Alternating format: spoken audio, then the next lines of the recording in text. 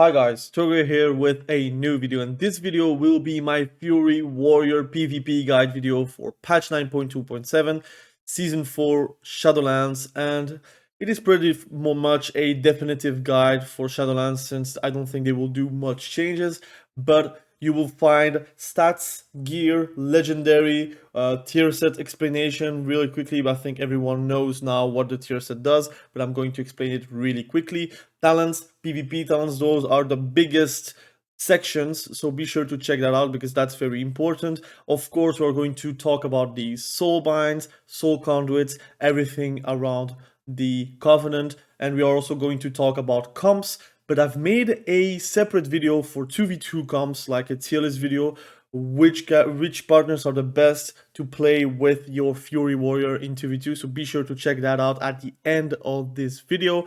And yeah, I think we can jump right in. We also will discuss about rotation, but it's Fury Warrior, so basically just smash something and it will go really well. So let's talk right away with our Fury Warrior. I really enjoy this kind of tier set that I've taken. I really like this Gundam feeling that I have with, of course, the two blades with some enchantment, which is very nice.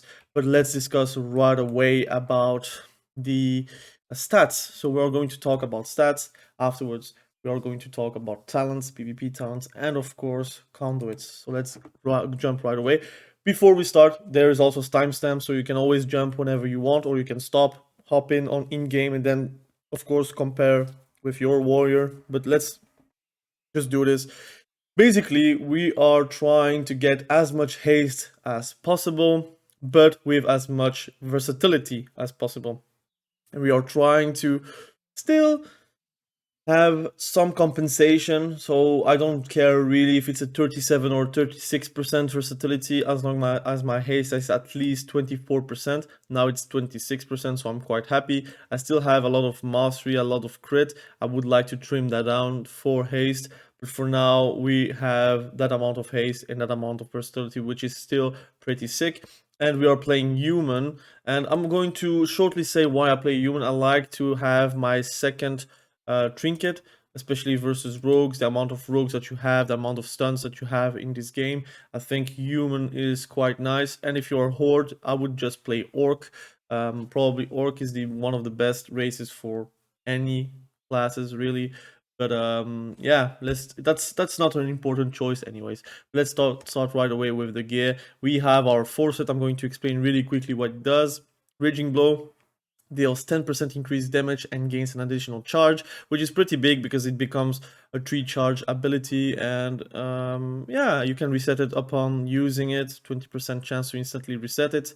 And it is very good for crushing blows. Whenever you have crushing blows, you're going to tear someone up, and people will notice that you are really hard to kite. And whenever you are kited, you still have a lot of tools to actually go back to your enemy. So I think it's a very good 2 set. For the 4 set, Raging Blow has a 20% chance to grant Recklessness for 3 seconds, which is also a big deal because it does proc Reckless Abandon, which I'm going to discuss in the talent section. And this just makes Fury PvP actually super strong. It is a S tier, A or S tier spec, regardless in which game mode you're playing, RBGs, 2v2s or 3v3, and this tier set just makes it that it is A or S tier. Without that tier set, I think Fury would still be below arms because it is less reliant on big CDs, big recklessness to do a lot of damage. Without the 4 set, you feel like the consistent damage is not as high, and to be honest, I still think it is just basic the 4 set. The 4 set is just too strong. If I had to make a tier list for all the 4 sets in the game, I think the Fury PvP one is probably the best melee 4 set that you can have, even above Assassination Rogue, for example.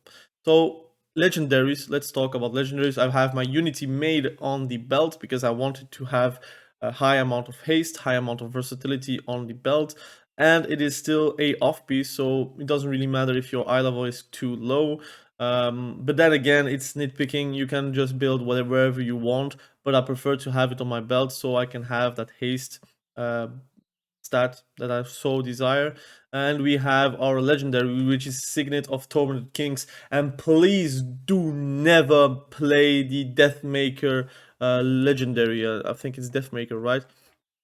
The Deathmaker legendary is a huge bait because it's the siege breaker effect, which is basically 15% increase damage. It is not worth it.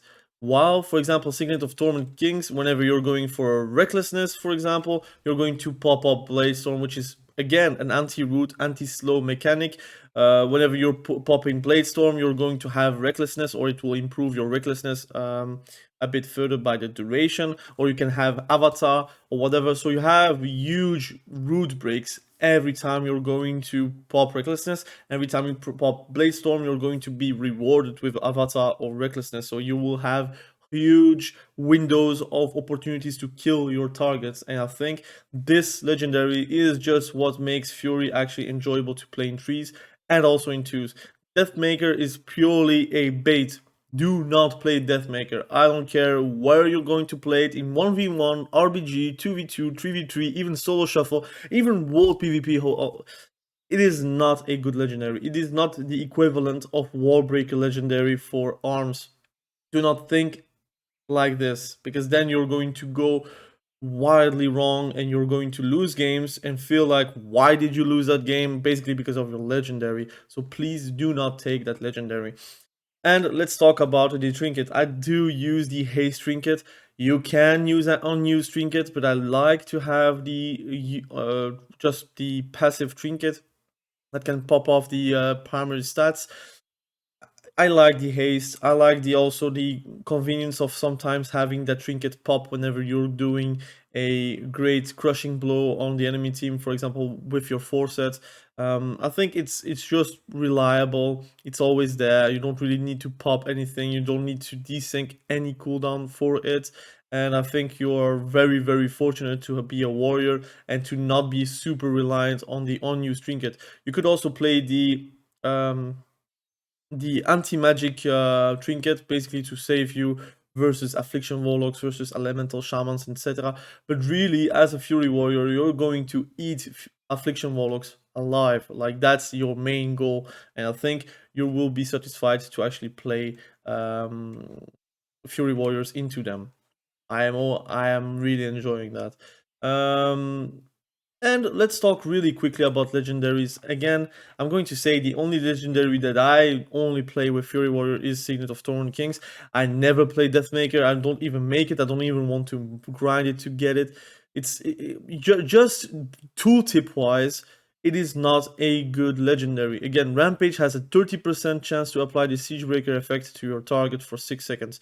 Remember, 30%, so you're going to press Rampage every 5 seconds, I guess, every 6 seconds, you to try to get the slaughterhouse stacks. I would say every 4 seconds you're going to rampage. Over every 4 seconds, you're going to have a 30% chance to get a siege breaker, which is an effect of 6 seconds for 15% increased damage. It is nothing compared to, for example, the Signet of Torn Kings. Whenever you're getting an avatar or whenever you're going to get a Bladestorm, it will just do more damage than the Siegebreaker ever would have. Of course, in long fights, I would say 10-minute fights, which is never going to happen in arena.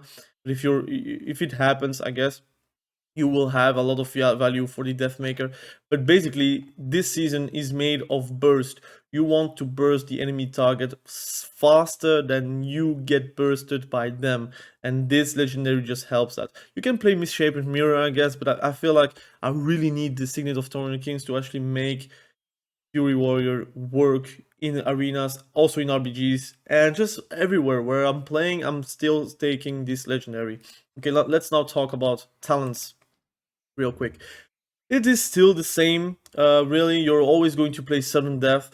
You have a big choice at the 25 row. I would say I play more often than not Impending Victory, Stormbolt, and Double Time, depending on the comp. If you're playing a 2v2 comp, which is double DPS, I would play Impending Victory. If I'm playing 3v3 and I'm playing with a Retribution Paladin, for example, I would play Stormbolt. Stormbolt, the DPS or the healer, and the Retribution Paladin stuns the healer or the DPS, depending on how far the healer is. If the healer is 30 yards, I would do a Stormbolt, which is a 20-yard range, instead of him doing a Hammer of Justice and trying to move towards the healer, which is basically a bit harder for them to actually do.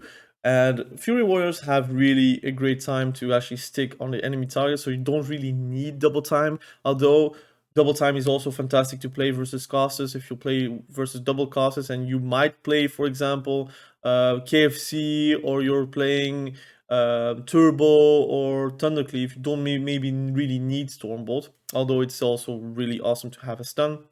Having double time, having the uptime on the caster is sometimes a lot better than just a 3-second stun, a 4-second stun. Sorry. So the 30 row, basically you're going for frenzy. You will get big amount of haste because of rampage stacks. Of course, if you're changing rampage from your different primary target, it will drop, but that's not a problem. I never play Massacre because Execute is not as much worth on Fury, although the damage is still nice. I still think Haste is a lot more useful on Fury than actually having the 35% below health for Execute.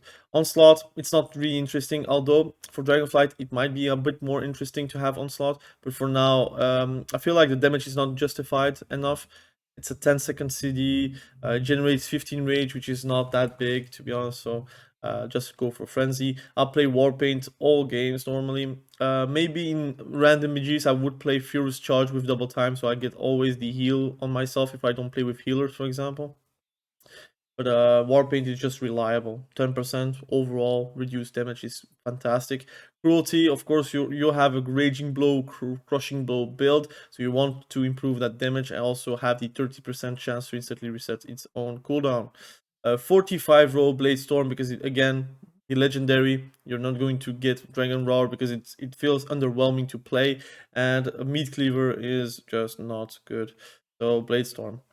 50 row, basically that's the row where you're going to pop off with your 4-set.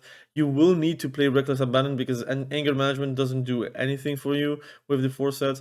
Of course, it is enjoyable to have a faster Recklessness, but why have a faster Recklessness whenever you can pop it off just by doing damage with the 4-set, or doing a Recklessness, or even trying to augment the duration with Blade Storm, because you can do that. If you pop your 4-set with your crushing blow, or with your raging blow, you get the recklessness.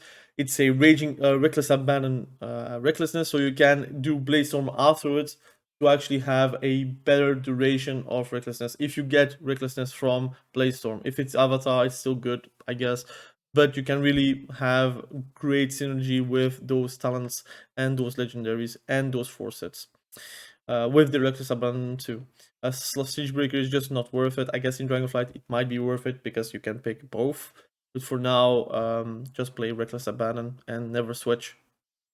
For the PvP talents, I play Slaughterhouse every game. Again, please, if you're playing KFC and you play with a hunter that has Raptor, tell them to actually disable the mortal wounds effect from their pet, because it does ruin your Slaughterhouse stacks. It drops it off, and that's not good. So basically you will have no PvP talent in that match. So just ask them to change pet to another pet, or to disable the mortal wound, and just apply it manually whenever they want to do that on a different target, for example. But Slaughterhouse is just too big. It's 40% reduced damage, reduced healing with Rampage. It's not hard to maintain because you have a lot of haste, you have a lot of rage regeneration, so that's very, very good of a PvP talent. I think it's a bit too busted, but with Dragonflight, I feel like all reduced healing is quite busted, except if they have like PvP modifications, modifiers. We'll see. I play in twos with double DPS comps. I would play Battle Trance because it gives me quite some health. Previous seasons I would not play Battle Trance, but now with the amount of health you have, I have 100k health, could even be higher with better gear. You will have 3% healing every 3 seconds, and that's quite big, really, because with the amount of health, the 3% is quite noticeable. in a match it can pop for 5k every time, 4k, and sometimes even higher, depending on if you're playing with a priest or what. And I quite enjoy it now that the health bars are a bit bigger. I feel like Bellatrance is a bit more worth. Before, whenever we had 60k health, 50k health, 40k health, I felt that Bellatrance was not really worth it. Maybe only for the rage regeneration, but it's only 3 rage every 3 seconds. It's not that big.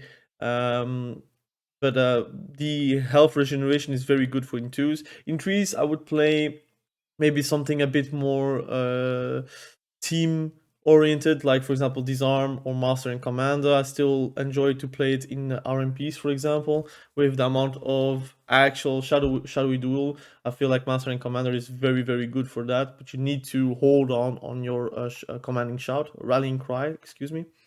um I play Death Wish in random BGs. I would switch off Blood Rage, for example, or Battle Trance.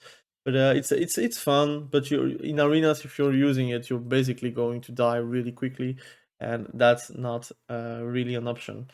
Enduring Rage is also quite nice. I do sometimes play that instead of Blood Rage if I felt like I don't need a disarm or I don't need a root break or a snare break because the enemy team doesn't have both, for example. I would say versus, it's very hard. There are not a lot of comps that actually. I would say Windwalkers maybe if you're playing versus a Windwalker, Windwalker with a Mistweaver monk, for example, in twos. I would not play Blood Rage. I would not play Disarm. I would just play Enduring Rage, for example. Warbringer, I do play it whenever I go for double time because it just brings so much damage. Especially if you are going to pop off, you're going to crit for 20k on charge, which is still too much, but it just works like that. So I would just abuse it whenever you can. Of course, try to always have those PvP talents. Now, let's talk about Blood Rage. It is one of the most underrated PvP talents that there is, bar none, in the game. It's so fantastic because you will have a root snare break every 20 seconds, and survival hunters that have steel trap, you can just remove it. Frost novas, you can remove it instead of trying to ask for dispel and then get polymorph full duration. You could just dispel it yourself with Blood Rage, and then you will get polymorphed, and then you can ask your healer to actually dispel that without any problems.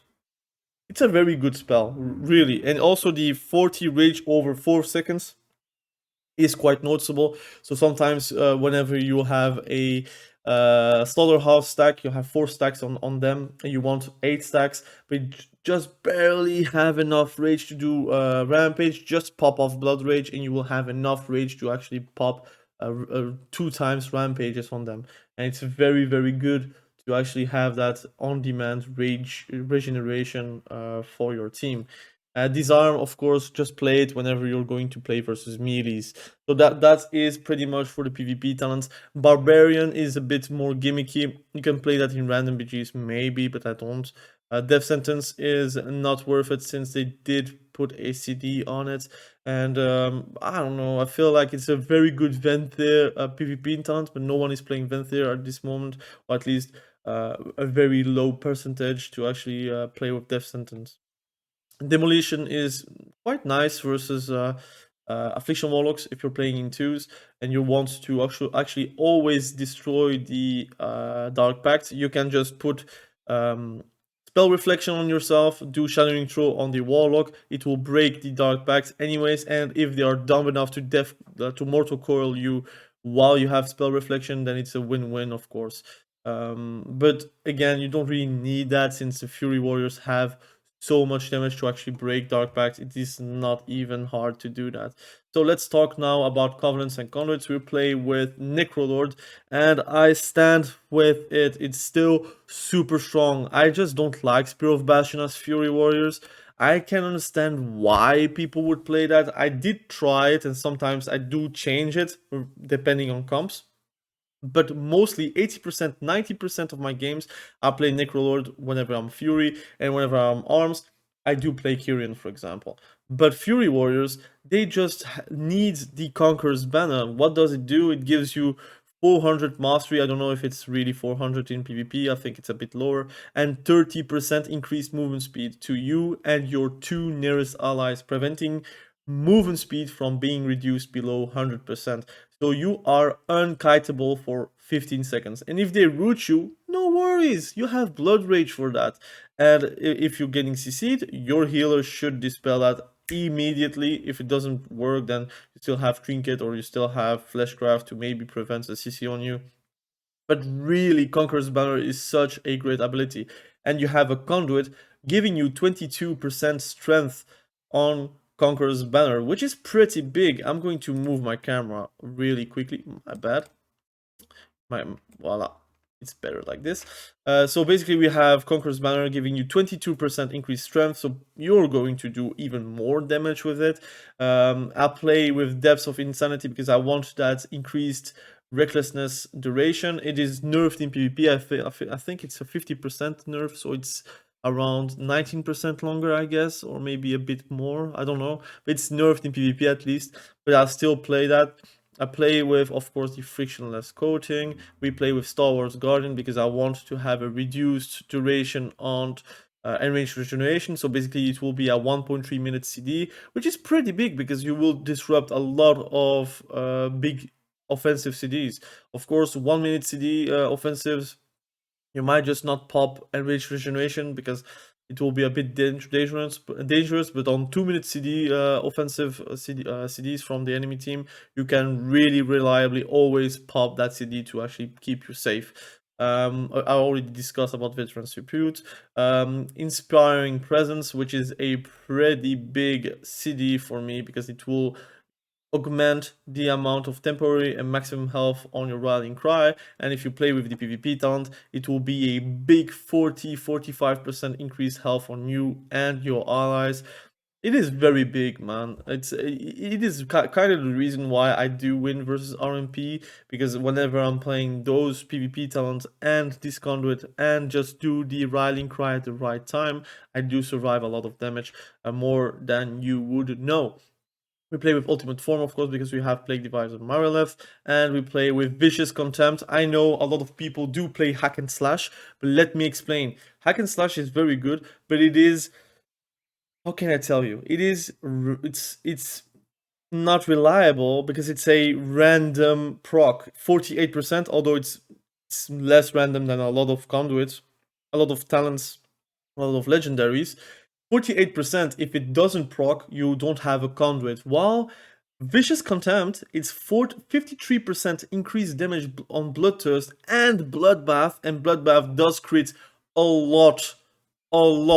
And especially with Recklessness, you will always crit Bloodbath, pretty close to always, and it does always this damage below 35% health. If someone is 35% health, I do Bloodbath and it crits for 20k more often than not whenever I have Conqueror's Banner. If I don't have Conqueror's Banner, I do crit for 15k, 16k. It is reliable damage. It does insane satisfaction damage. It just gives you an incentive to actually press Bloodthirst and Bloodbath. I think it's a very underrated conduit, so please play that and let me know what you think about that conduit.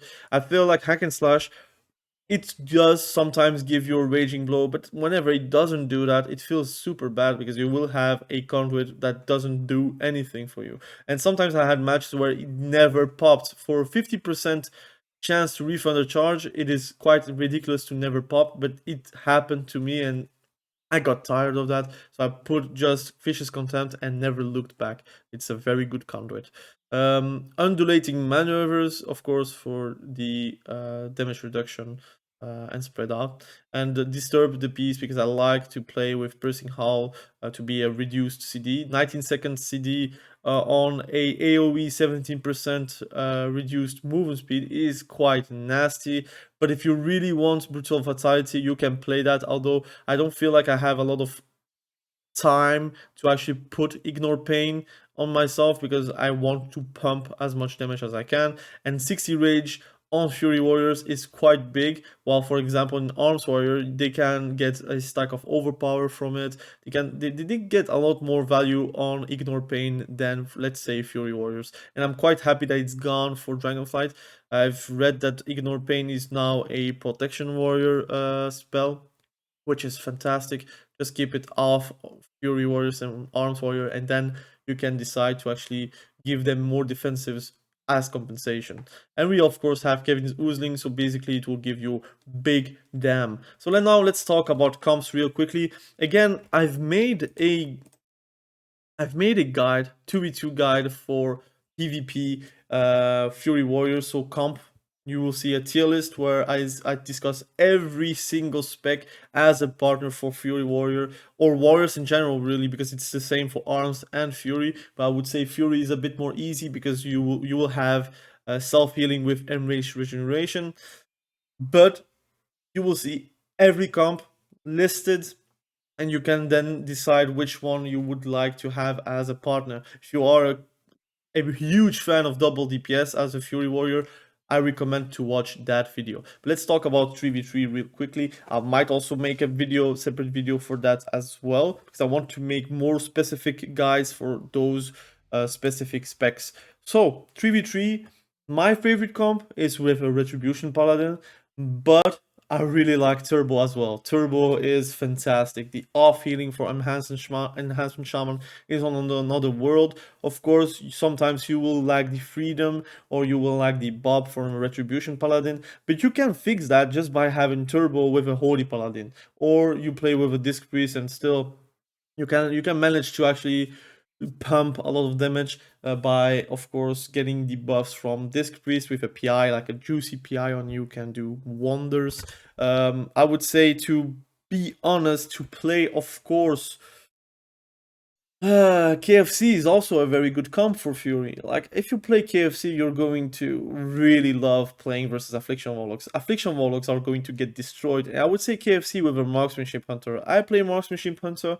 I really like KFC. And Fury Warriors does also like a KFC. Really, Affliction Warlocks are going to get destroyed. They're going to hate you guys. Like, I mean, you don't even understand how Affliction Warlocks feel whenever they're getting focused around. They will have to run away and rely on their elemental shaman friend to actually pump, but whenever they don't, you are there to actually kill the Affliction Warlock. So it's fantastic, a fantastic comp to play. You can play with a Feral Druid. I saw insane Kitty Cleaves, man. Kitty Cleaves, ooh, those Feral Druids doing those stuns, those cyclones to help you, the Fury Warrior, to actually pump. And whenever they're doing a Berserk Feral Frenzy and that DPS just disappears, is such a great feeling. You can play with a Kyrian Feral Druid or with a Necrolord Feral Druid. It is both very, very strong. I would recommend it. Of course, healer-wise, I would recommend to play with a Resto Shaman or with a Holy Priest or a Disc Priest, but I prefer Disc Priest with this meta. And I would also recommend Holy Paladin sometimes. Resto Druids are also very good, but depending on your comps. Playing with a Retribution Paladin with a Resto Druid is quite nice, but playing KFC with a Resto Druid is a bit less nice, because you're going to suffer some big swaps and you're going to get destroyed whenever they're doing a swap. Well, for example, a Disc Priest has a bit more easiness to actually save a target whenever they're doing a swap. So those are my favorite comps. I'm going to discuss it in depth in a future video, so be sure to subscribe to the channel so you don't miss that video. So now let's discuss about, of course, the favorite actual section that I have. It is discussing about the rotation. Again, I'm going to explain you guys, rotation wise, and I cannot say press this at this moment. That's not going to happen, because Fury Warrior is a momentum spec. You don't have a fixed rotation, but I would say if the target is 35% health or less, try to weave in some Bloodthirst, some blood buffs, because you have a conduit, so please use that, and it does insane damage whenever you're doing Recklessness. Try to spam Raging Blows to get Crushing Blows and Reckless Abandons procs from the 4 set, and of course just spam Raging Blow whenever it comes up. and try to win also whirlwinds, because again, if you're playing versus a cleave and you're whirlwinding, the damage will also apply to the targets next to you. And whenever you feel like you're having like a opening shot, you can just go for a reckless abandon recklessness, and then of course you can cancel the blade storm, and then you can do a lot of damage, a bloodbath here and there, and then you can just rely for another CD. So if you want to go even further beyond, you go for a blade storm again, and you have full rage again. You can then pop off again with crushing blows, rampage, crushing blow, bloodbath, whirlwind, rampage, crushing blow, and then of course you see you still have Conqueror Banner. If you're playing with a Retribution Paladin, I would just do that directly, because then they will pop CDs and the next go it will be a lot easier. But if you're playing with a Turbo, for example, you don't need to pop the Conqueror's Banner right away. You can let them use their CDs on your CDs, but then you have that little Conqueror's Banner on the side, and then you can decide, okay, I'm full rage. Whenever I'm going full rage, I'm going full rage. Conqueror's Banner directly, rampage, and now I'm going to pop off Blood Rage to get more rage regeneration. I go for rampage again. I try to get the proc on the 4-set, bam, and now I have the 4-set, and I'm going to wreck some people. And again, this damage is insane. Nobody's going to heal through that if they don't have CDs. And then you can do, of course, a little fear on these side target, and often not they don't have a trinket, because you have allies to actually use their CDs and CCs on the second target, and you can really do a lot of damage. Like again, it's super big. You will have always some disruption. You see now I have recklessness, I'm popping recklessness, and I'm going to wreck some people with it. And you are always trying to do a lot of damage. And then, oh, they were going to CC me, Fleshcraft. I'm going to continue, of course, the reckless abandon PvP burst rotation for Fury Warriors. So this is pretty much the burst rotation, the consistent damage. Really, Fury Warriors, they always have something to press. Now I'm going to explain you really quickly, and then I'm going to let you off really quickly. Do not pop every CD at the same time. You don't need to do a Swifty macro.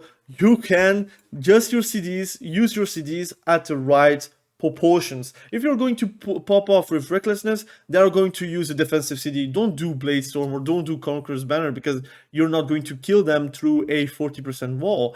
But when this 40% wall is gone and they don't have a trinket, you can use your Fear, you can use your Stormbolt, or if you're playing Impending Victory, try to gain time with healing yourself. And then you can pop Conqueror's Banner, or then you can pop Blade Storm, and then you can go back to go for hard pressure, and they will just use all their CDs.